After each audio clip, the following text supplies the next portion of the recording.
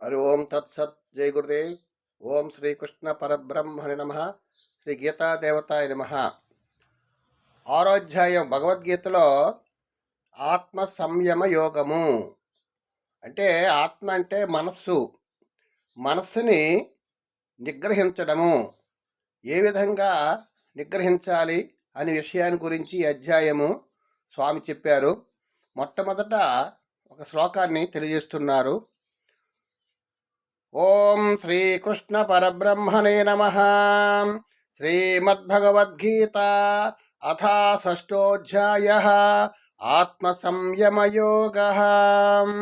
శ్రీభగవానువాచ అనాశ్రిత కర్మఫలం కార్యం కర్మ కరోతి యః స సన్యాసీ చ యోగీ చ నా నిరగ్రన్ చ క్రియః. శ్రీ భగవానుడు పలికెను, కర్మఫలమును ఆశ్రయింపక కర్తవ్య కర్మలను ఆచరించువాడే నిజమైన సన్యాసి, నిజమైన యోగి. కానీ కేవలము అగ్ని కార్యములను త్యజించినంత మాత్రమున సన్యాసి కాడు. అట్లే కేవలము క్రియలను త్యజించినంత మాత్రమున యోగియు కాడు. సన్యాసి యోగి ఆ ఇద్దరి గురించి చెప్తున్నారు.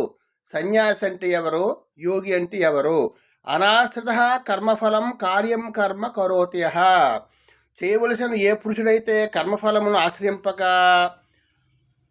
కర్తవ్య కర్మను ఆచరించనో అతడే నిజమైన సన్యాసి, అతడే నిజమైన యోగి. మనకి కర్తవ్య కర్మ మనకి ఉంటుంది. ఏమిటి? ఒక వ్యాపారం కానీ, ఒక ఉద్యోగం కానీ, వ్యవసాయం కానీ, ఏదైనా సరే మన కర్తవ్య కర్మ ఉంటుంది. మనకి మన కుటుంబ పోషణ నిమిత్తమే కూడా, మనకు పూర్వజన్మ సంస్కారాన్ని బట్టి కూడా మనకు కర్తవ్య కర్మ ఉంటుంది. ఏమిటి అంటే కుటుంబ పోషణ నిమిత్తమే మనకి ఆజ్ఞ ఉంటుంది. ఆ విధంగా తను తెలుసుకోవడం కూడా కర్తవ్య కర్మ అంటారు. కర్మ ఫలితాన్ని ఆశించకుండా ఎవరైతే కర్మ చేస్తారో వారే సన్యాసి, వారే యోగి. అంటే గృహస్థుడైనను సన్యాసియే. సన్యాసి అంటే కర్మ ఫలితాన్ని ఆశించకూడదు, కర్మ చేస్తూ ఉండాలి. అలాగని కర్మ మానకూడదు. అగ్నిహోత్రాది కర్మలు కూడా మానకూడదు. క్రియలు అంటే యజ్ఞము కానీ, హోమం కానీ, ధ్యానము కానీ, విచారణ కానీ, ఆ విధమైనటువంటి ఎప్పుడు కూడా కర్మలు మానకూడదు. ఇప్పుడు కూడా నిరంతరం కర్మ చేస్తూ ఉండాలి. ఏమిటి? కర్మ ఫలితాన్ని ఆశించకుండా చేయమని చెప్తున్నారు.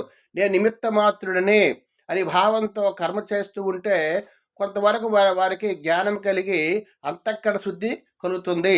అటువంటి వారే యోగి. ఆయన సన్యాసిని పరమాత్మ తెలియజేస్తున్నారు. అది